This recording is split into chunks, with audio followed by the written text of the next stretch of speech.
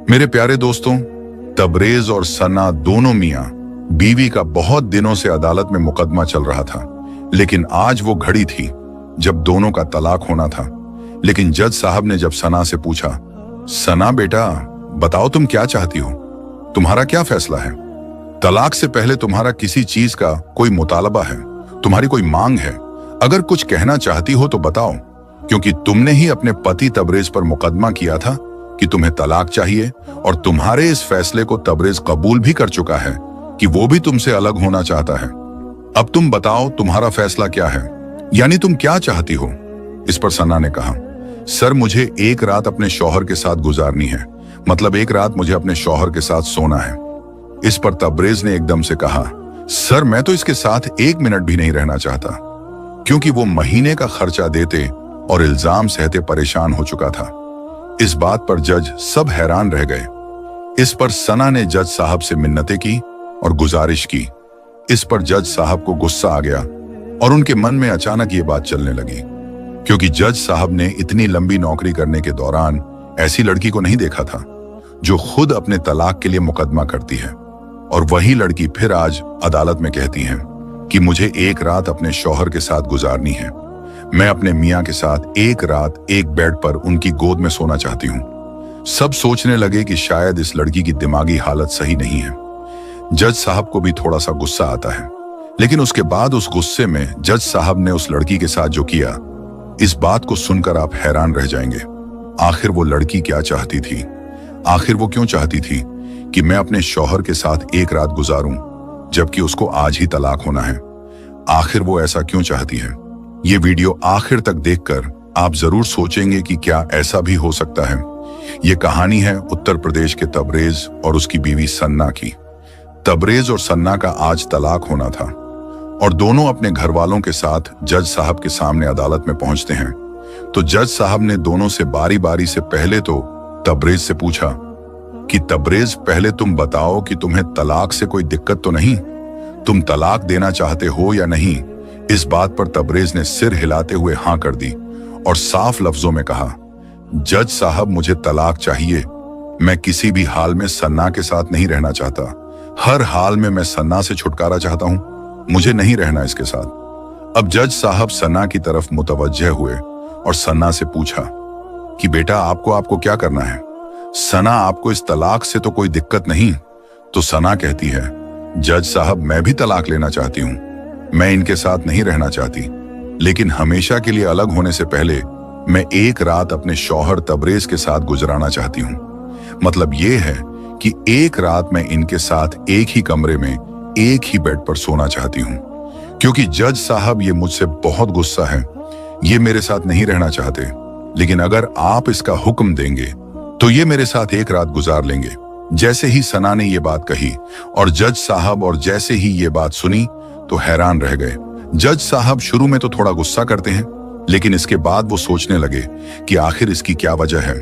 बहुत अजीब लड़की है, आज तक मैं अपनी इतनी लंबी ड्यूटी के दौरान कभी ऐसी लड़की को नहीं देखा। इन दोनों का रिश्ता खत्म होने वाला है, लेकिन फिर भी ये लड़की कह रही है कि मुझे अपने मियां के साथ एक रूम में एक कमरे में एक साथ सोना है, एक ही बेड पर। यह एक बड़ा सवाल है और जज साहब काफी देर सोच विचार करने के बाद फैसला लेते हैं कि चलो खैर है तो पति पत्नी ही, चलो एक बार उनको हम इजाजत दे देते हैं। अभी वो लोग अलग नहीं हुए हैं, अब तक तो पति पत्नी ही है, तो चलो मैं इजाजत दे देता हूं, क्योंकि जज साहब नहीं चाहते थे कि इन दोनों का रिश्ता टूट जाए, दोनों एक दूसरे से अलग ना हो। ये तो जज साहब भी चाहते थे कि कहीं ना कहीं दोनों एक साथ आ जाएं रिश्ते में। इस वजह से जज साहब ने आज का फैसला सुना दिया, सन्ना को तबरेज के साथ रहने के लिए। इस बात पर जो सन्ना के घर वाले नाराज होने लगते हैं और सन्ना को डांटने लगे, काफी भला बुरा कहते हैं कि सन्ना तुम ये क्या कर रही हो, सबके सामने तुम ऐसी बात रख रही हो, जरा सी भी शर्म लिहाज है या नहीं? इस बात पर सन्ना कुछ नहीं बोलती, बिल्कुल खामोश रहती है।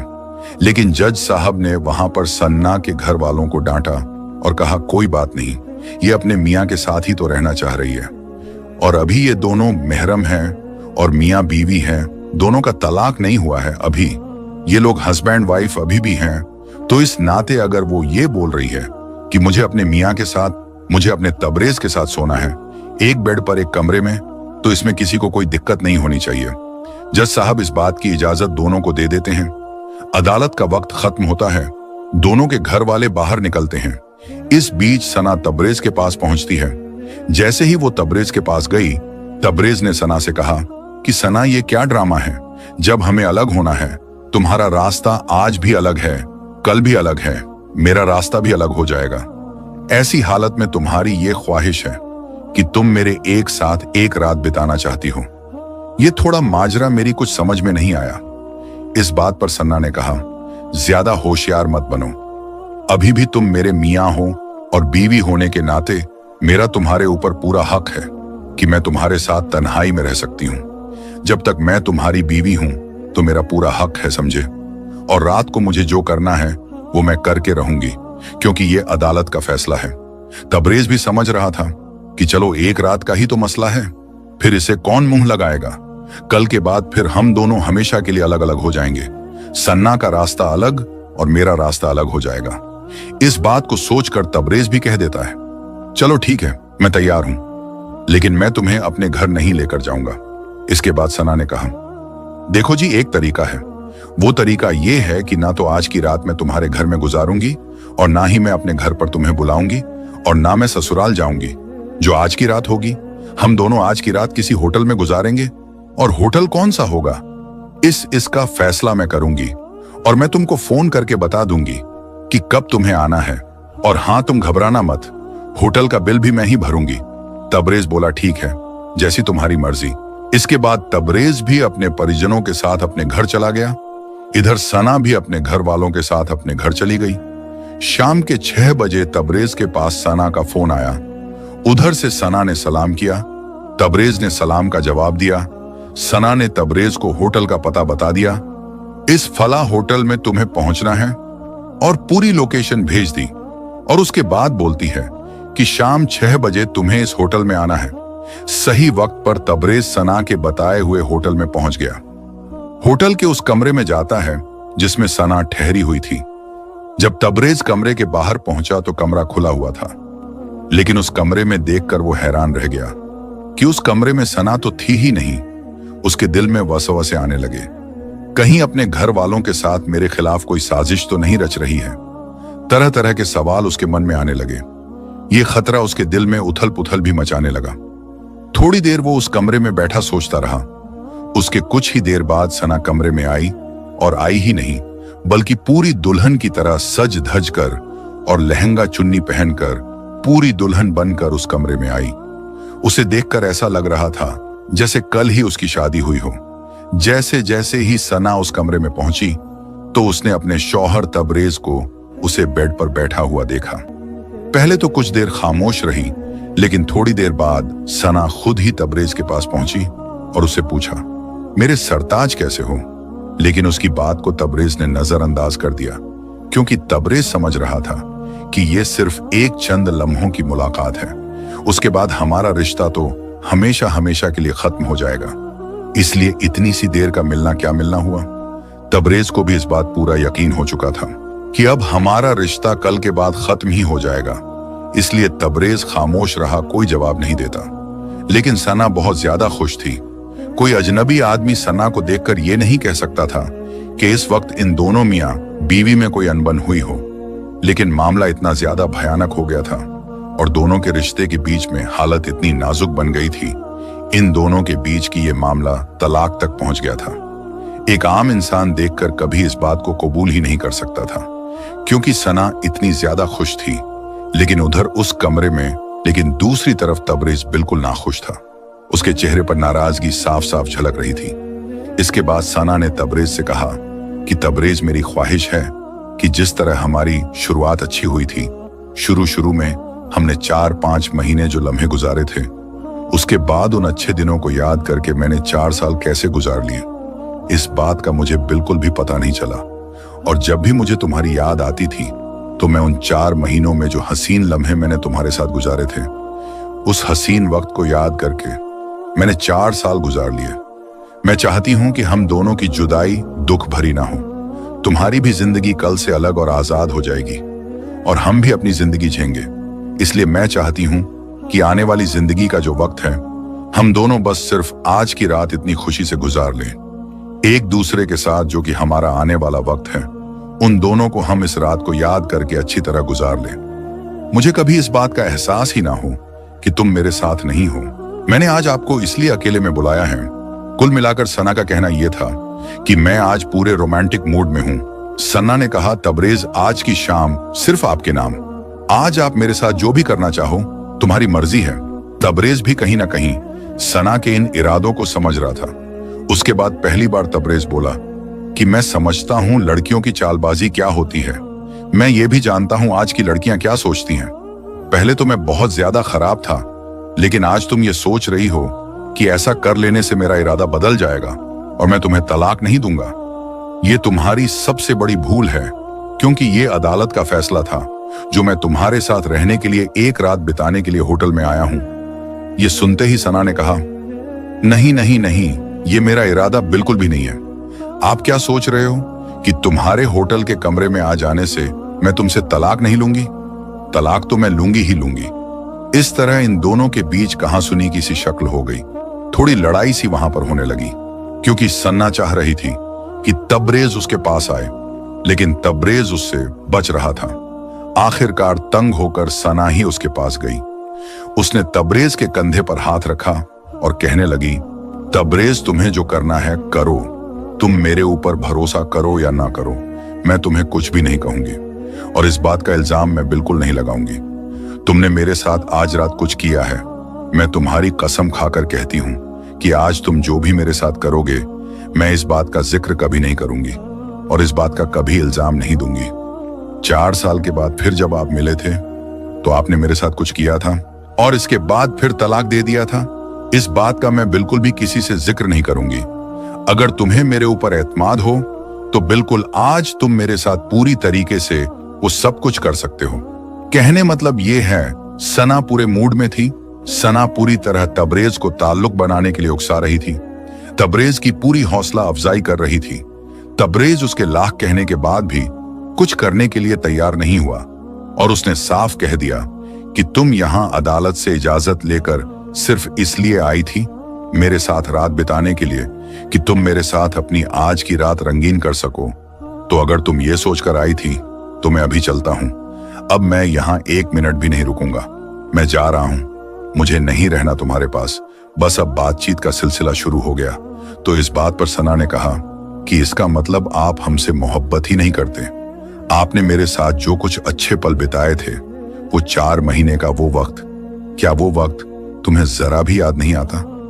मैं तो अपने इन 4 सालों में वो हसीन पल याद कर करके काफी ज्यादा खुश हो जाती थी। वो देख के मैं रह रही थी। अफसोस की बात है, तुमको वो दिन और वो वक्त तुम्हें याद नहीं आता। तबरेज बोला कि एक वक्त वो था जब तुम हमेशा मेरे ऊपर इल्जाम लगाया करती थी कि मैं बदल गया। मैं बिल्कुल पहले जैसा नहीं रहा और मैं सिर्फ जब जब तुमसे मोहब्बत करता हूं, जब मुझे तुम्हारे साथ ताल्लुक बनाने होते हैं, उसी वक्त मैं तुम्हारे साथ प्यारी बातें करता हूं और इसके बाद जब मेरा काम खत्म हो जाता है तो मैं तुमसे दूर हो जाता हूं। तमाम किस्म के इल्जाम तुम हमारे ऊपर लगाती थी, लेकिन आज क्या हुआ जो तुम मेरे लिए खुद चलकर होटल तक पहुंची हो? ये तुम्हारी खुद की ख्वाहिश है। तुमने सोचा तलाक के बाद तो पता नहीं कितने दिन के बाद मेरी शादी होगी और कब मुझे शौहर का सुख मिलेगा कि तुम मेरे साथ एक रात बिताना चाहती हो। इस बात पर सना ने कहा, अजीब बात वो नहीं है, वो सब पीछे की बातें थी। आज वो सब भूल जाओ। अभी मैं ये चाहती हूं, हम लोगों के जब मिलन की शुरुआत इतनी अच्छी हुई थी तो बिछड़ना भी अच्छा हो। इस बात को लेकर तो मैंने आखिरी बार आपको होटल में ये सोचकर बुलाया था। मैं चाहती हूं कि हमारे मिलने का आखिर भी अच्छा ही हो। तबरेज ने कहा, अब क्या शुरुआत और क्या आखिर, और क्या अच्छा और क्या बुरा। जब हमें एक दूसरे के साथ रहना ही नहीं तो फिर क्या आखिर होगा और क्या शुरुआत होगी, उस चीज की मुझे बिल्कुल भी फिक्र नहीं है। लेकिन सना, तुम एक बात बताओ, आखिर मुझे होटल में बुलाने का तुम्हारा खास मकसद क्या था? ये बात तुम ही बताओ। तो सना बोली कि तुम्हें क्या लगा मैंने तुम्हारे साथ ताल्लुक बनाकर मजे लेने के लिए तुमको होटल बुलाया था?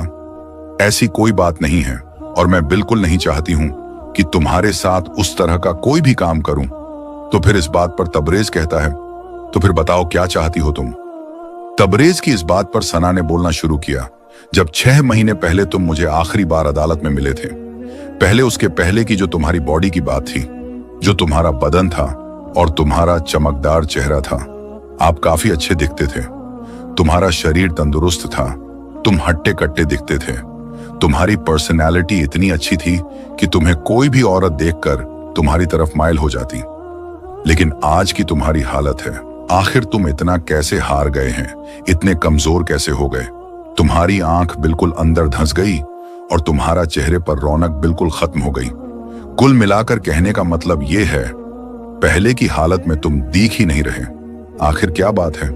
इस बात को तबरेज पहले तो ये बात बताने से मना करता रहा और बनावटी मुस्कुराहट के साथ कहता, नहीं नहीं, बस ऐसे ही हो जाता है। सना ने कहा, बताते नहीं। सना फिर दोबारा जोर देकर कहती है कि चलो बताओ, मैं तुमसे पूछना चाहती हूं, क्योंकि अभी भी मैं आपकी बीवी हूं, लिहाजा एक बीवी के तौर पर मैं तुमसे पूछती हूं और तुम्हें बताना पड़ेगा। इस पर तबरेज ने कहा कि सना देखो, जब तुम मुझे छोड़कर चली गई थी तो परिवार और तमाम गांव वाले तरह तरह की बातें हमें कहने लगे थे। गांव में भी लोग हमारी बेइज्जती करने लगे थे। हमारे जो साथ मेल जोल रखते थे वो भी तरह तरह की बातें बनाने लगे। कोई हमें कहता कि तुम एक औरत को भी नहीं रख पाए, तुम और क्या कर पाओगे। तमाम तरह के इल्जामात और तशद्दुद का दौर हमारे ऊपर गुजरा, हमें ही पता है। और आहिस्ता आहिस्ता मैंने हर चीज पर ध्यान देना बंद कर दिया। मतलब मैं बिल्कुल एकदम मायूस उदास सा एक कमरे में पड़ा रहता था। इस बीच अचानक एक दिन मेरे पेट में दर्द हुआ, और पेट में दर्द इतना कि वो मुझसे बर्दाश्त नहीं हो पाया। उसके बाद जब मुझे डॉक्टर के पास ले जाया गया, डॉक्टर के यहां मुझे ले जाकर भर्ती कर दिया। डॉक्टर ने मेरा चेकअप किया और चेकअप करने के बाद डॉक्टर ने साफ साफ कहा कि तबरेज भाई, आपको कैंसर है। सुनते ही मुझे बहुत बड़ा झटका लगा और मैं हैरान रह गया कि आखिर मुझे कैंसर कैसे हो सकता है।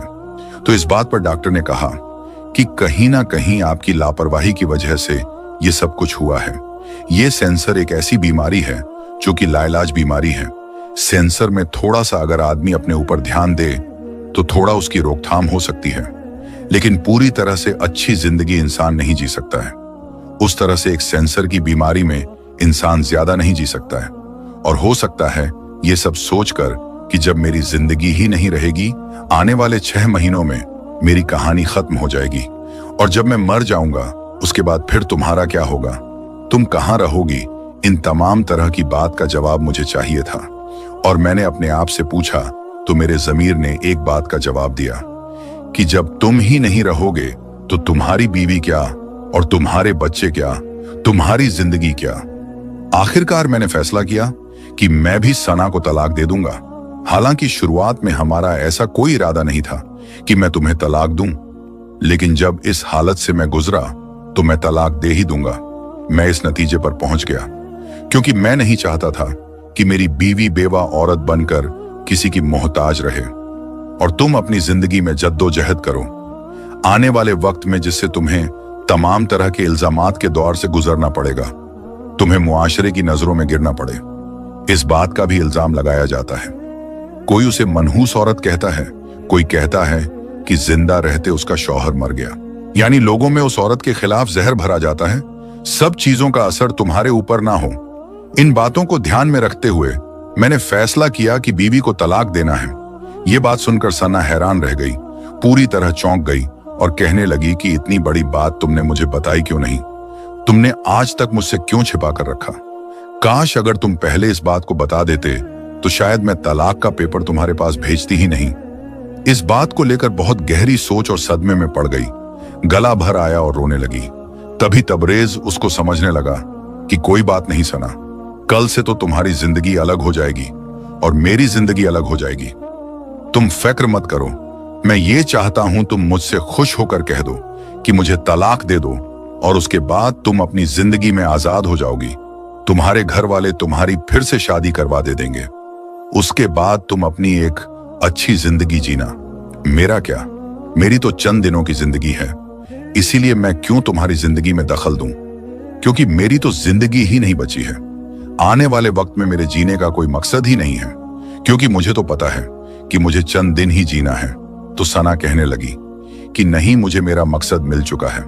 बातें करते करते सुबह हो गई। तबरेज ने कहा, अच्छा दिन निकल गया है सना, सवेरा हो चुका है, अब मैं अपने घर चलता हूं, तुम भी अपने घर चले जाओ। इस बात पर सना बोली, ठीक है। सना तबरेज पर पहले बहुत शक करती थी। सना का मानना यह था कि तबरेज किसी दूसरी लड़की के साथ फंसा हुआ है, लेकिन सना तबरेज की इस बात को सुनते ही अंदर से टूट चुकी थी। सना सोचने लगी, आखिर जिस शौहर के लिए दुआ करती थी ताकि मेरे शौहर की लंबी जिंदगी हो जाए, और आज जब मेरा मियां, आज मेरा तबरेज इस दौर से गुजर रहा है, अब उसको किसी के साथ की, किसी की मोहब्बत की जरूरत है। उसको हंस खेल कर जिंदगी गुजारने का खिलौना चाहिए, और उसका दिल बहलाने वाला उसका साथी और उसकी खिदमत करने वाला खादिम, मैं ही तो उसका खिलौना थी, मैं ही उसका दिल बहलाने वाली थी, और मैं ही उसकी खादिम, और मैं ही उससे दूर जाना चाह रही हूं। अचानक सना अपने आप को मलामत करने लगी। इसके बाद दोनों अपने अपने घर पहुंच गए। अगले दिन 10 बजे फिर दोनों को अदालत में हाजिर होना था। सना और तबरेज दोनों अपने अपने परिवार वालों के साथ अदालत में पहुंच गए। कार्रवाई शुरू होने के बाद जज साहब जब ने पूछा कि तबरेज, आपका क्या इरादा है बेटा? उधर अदालत भी यही चाहती थी कि दोनों फिर से एक साथ रहने लगे और उनका घर बस जाए और दोनों अपनी अच्छी जिंदगी गुजारने लगे। आने वाले वक्त में दोनों एक दूसरे से अलग ना हो, इसलिए अदालत ने इतना वक्त लगा दिया था। इन दिनों के दौरान जब दोनों एक दूसरे से दूर रहेंगे, दोनों को एक दूसरे की अहमियत का पता चलेगा, दोनों को एक दूसरे की कमी खलेगी, तो हो सकता है कि दोनों फिर इकट्ठे हो जाएं। इसीलिए अदालत ने इतना वक्त लगा दिया था, और इसके बाद जब ऐसा कुछ होगा फिर वे लोग अपना फैसला कर लेंगे। तो जज साहब भी जानते थे कि हो सकता है कि दोनों जब साथ रहे हैं। जज साहब ने तबरेज से जब यह सवाल पूछा, जज साहब इस उम्मीद के साथ पूछते हैं कि तबरेज का जो फैसला होगा वो ये होगा कि अब मैं तलाक नहीं दूंगा। तबरेज, तुम्हारा क्या इरादा है? तलाक के मामले पर क्या कहना चाहते हो?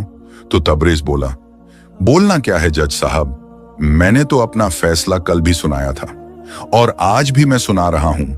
मुझे अलग होना ही होना है, मुझे सना के साथ नहीं रहना है। इसके बाद से वो पूछते हैं कि सना, तुम्हारा क्या इरादा है? जज साहब को लग रहा था कि जब तबरेज ये बोल रहा था सन्ना की तरफ से ही तलाक की मुकदमा आया था, तो फिर सन्ना को पूछने से पहले ही जज साहब को इस सवाल का जवाब पता था कि सन्ना भी तो यही बोलेगी कि मुझे तो तलाक लेना है। सन्ना से जैसे ही जज साहब पूछते हैं, सना, तुम्हारा क्या इरादा है, तुम क्या चाहती हो? लेकिन सना जो बोलती है उसका जवाब सुनकर जज साहब और तमाम लोग हैरान रह गए। सना कहती है कि मुझे तलाक लेना ही नहीं है, मैं चाहती हूं कि मैं अपने शौहर तबरेज के साथ ही रहूंगी। सना का यह कहना ही था कि उसके घर वालों की मानो सिट्टी पिट्टी गुम हो गई। यह सुनकर कि उनकी बेटी क्या कह रही है कि वो फिर से तबरेज के साथ जाना चाहती है, यह सुनते ही जज साहब खुश हो गए, क्योंकि जज साहब को लग रहा था कि सना बोलेगी कि नहीं, मुझे तलाक लेना ही है। लेकिन अचानक से कल तक जो सन्ना बोल रही थी कि मुझे तलाक लेना ही लेना है, आज वो कैसे मना कर रही है कि तलाक नहीं लेना। इस बात पर सन्ना आगे बोलना शुरू करती है, क्योंकि जब इतने बुरे दौर से मेरा शौहर गुजर रहा है तो ये बिल्कुल सही नहीं है कि मैं इनको दुख में डालकर इनसे अलहदा हो जाऊं। इस बात पर जज साहब पूछते हैं कि आखिर क्या हुआ है तबरेज को, तुम बताओ, क्योंकि ऐसा कोई भी मामला तबरेज की तरफ से, उसके घर वालों की तरफ से अदालत में नहीं दिया गया था, जिस वजह से इस बात की जानकारी मिलती कि तबरेज को ब्लड सेंसर हुआ है।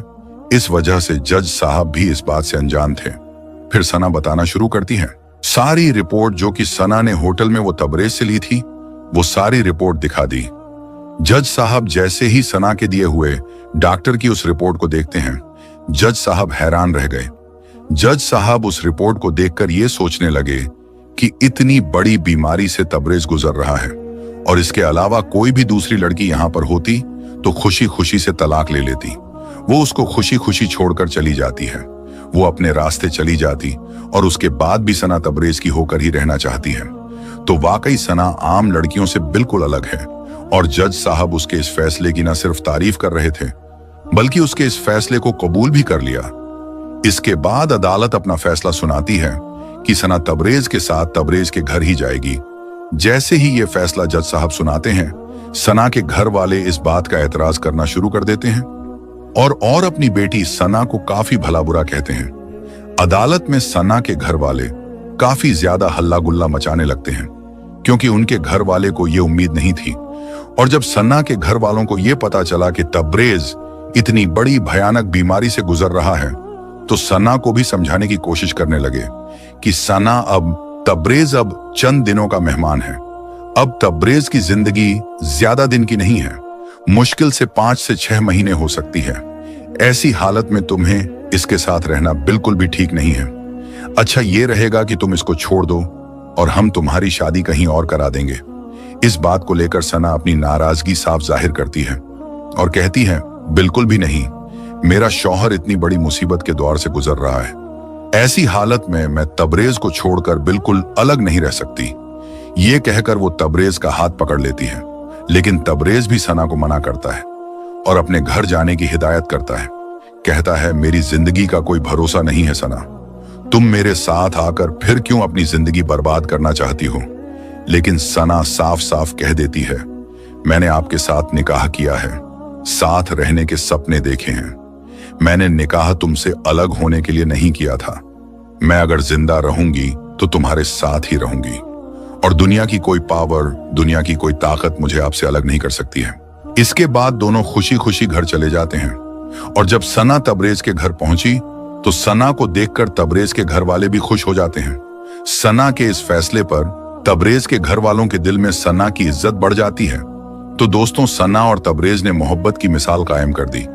जहां लोग साथ छोड़ जाते हैं, वहां सना ने साथ निभाने की कस्में पूरी की।